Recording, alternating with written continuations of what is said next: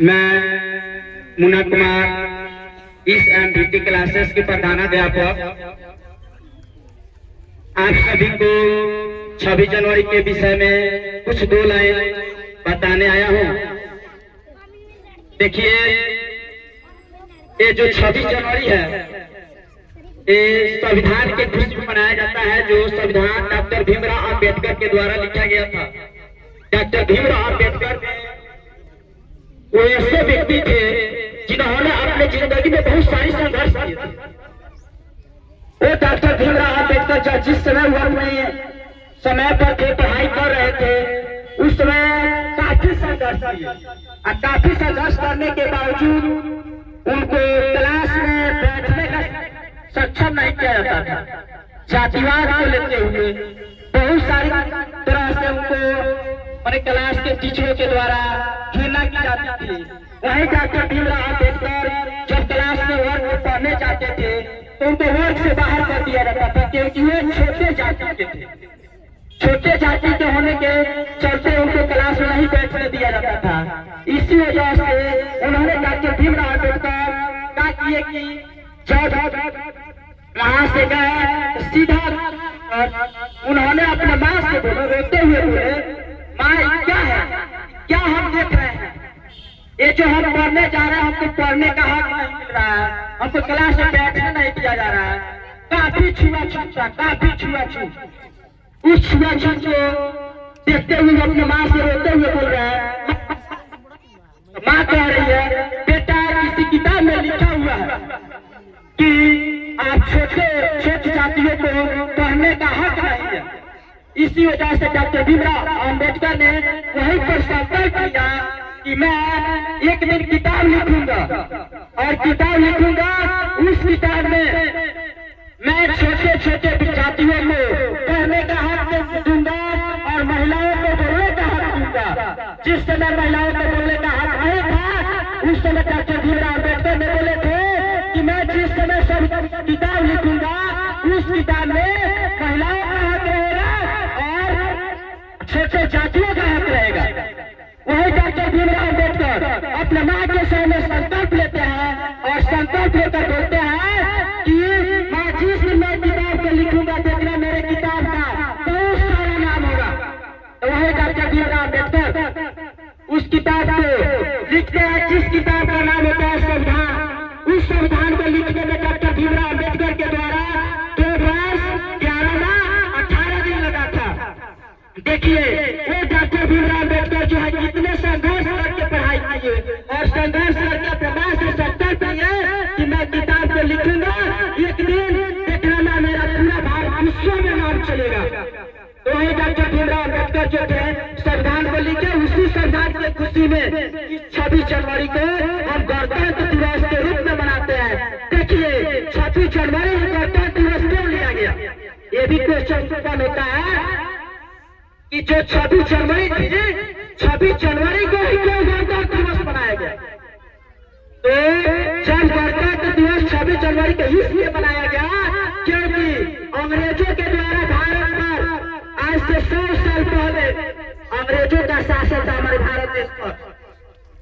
जब अंग्रेजों का भारत के ऊपर शासन था तो उन्होंने पूरे भारतवासियों को, भारत के कुछ महान नेताओं, जिस महान नेता में महात्मा गांधी, सुभाष चंद्र बोस, पंडित जवाहरलाल नेहरू और इत्यादि कुछ नेता थे, उन नेताओं ने बहुत सारे लड़ाइयां लड़ी इस देश को आजादी पाने के लिए। जब इस देश को आजादी पाने के लिए उन्होंने लड़ाइयां लड़ी तो उन्होंने देखे कि कुछ बना आंदोलन चल रहा था, तो आंदोलन धीरे धीरे बढ़ रहा था। तो उसी आंदोलन में जागरूक करने के लिए 1930 ईस्वी में 26 जनवरी 1930 ईस्वी को देश की आजादी के खुशी के लिए इन्होंने पूरे देश के विद्यालय में झंडा फहराया कि चलिए कि देश अभी गुलाम है, लड़ो, आगे बढ़ो, देश को आजाद करो। इसलिए 26 जनवरी 1930 से पूरे भारत देश में झंडा फहराया गया। तब उन्होंने देखे डॉक्टर भीमराव अंबेडकर जब संविधान लिख दिए उन्होंने 1949 ईस्वी में, तो उन्होंने देखे सबके आपस में राय विचार किया और राय विचार करके उन्होंने सोच विचार करके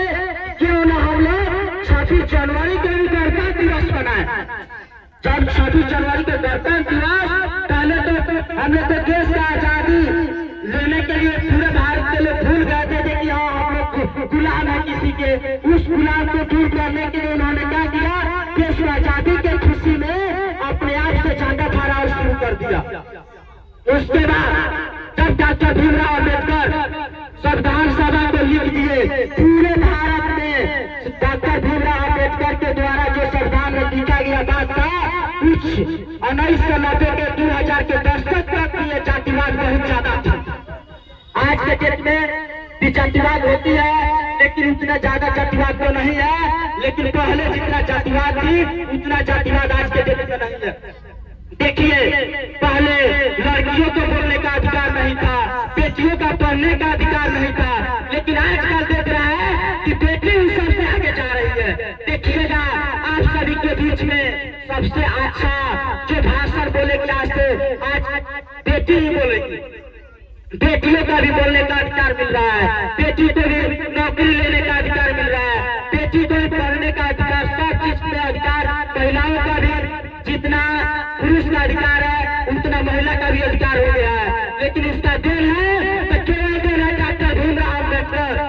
अगर डॉक्टर भीमराव अम्बेडकर नहीं होते तो आज के डेट में हम लोग यहाँ पर नहीं बोल पाते, आज हम अपना आवाज नहीं खोल पाते, आज हम अपना बात आप लोग के बीच नहीं रख पाते। वही डॉक्टर भीमराव अम्बेडकर का देन है कि आप सभी के बीच मैं 2 लाइन बोलने आया हूँ। अगर डॉक्टर भीमराव अम्बेडकर नहीं रहते तो हम सभी आपस में बात नहीं कर पाते। आपस में बात करते हैं तो डॉक्टर भीमराव अम्बेडकर का देन है। वो बोले थे शिक्षित बनो, आगे चलो, अपने लड़ाइयों के लिए लड़ो। अगर शिक्षित रहोगे तो तुम्हारा कोई हक नहीं छीनेगा। तो देखिए, मैं इस एमबीटी क्लासेस के प्रधानाध्यापक के नाते आप सभी को 2 बात बोलूंगा। 2 रोटी कम खाइएगा, लेकिन अपने बेटा बेटी को जरूर पढ़ाइएगा। इस बेतिया जिला के, इस बिहार के बेतिया जिला के एक पहला संस्थान है कि आपके सभी विषय और सभी टीचर जो है, मान लीजिए आप टीचर का सर्टिफिकेट के पास रहने के बावजूद मैं यहाँ पर बुलाकर सबसे कम पैसा में अच्छा शिक्षा देता हूँ। इस एमबीटी क्लासेस का ही देन है कि सबसे कम पैसा और सबसे अच्छा पढ़ाई, बेहतर से बेहतर रिजल्ट यही है। तो मैं कहूँगा कि आप देखिए और आगे मेरे बच्चे जो बोलेंगे उससे भी आपको सीखने का मिलेगा कुछ। तो मैं ज्यादा नहीं बोलूंगा क्योंकि मेरे बच्चे भी हैं जो भाग लिए हैं। तो मैं पहले आप लोग से माफी मांग चुका हूँ कि बच्चे भी हैं, छोटे छोटे नन्हे हैं, तो गलतियां तो सब कोई करता है। गलतियां को कोई छोटा गलती करता है तो कोई बड़ा गलती करता है। तो देखिएगा, अगर तुम लोग गलती होगा तो समझाने का प्रयास कीजिएगा। अगर उसका पीठ पीछे बुराई मत कीजिएगा। अगर आप उसको समझाइएगा तो लड़का वहां से सुधार कर आगे निकल जाएगा। तो मैं कहूँगा 2 रोटी कम खाएंगे, लेकिन अपने बेटा बेटी को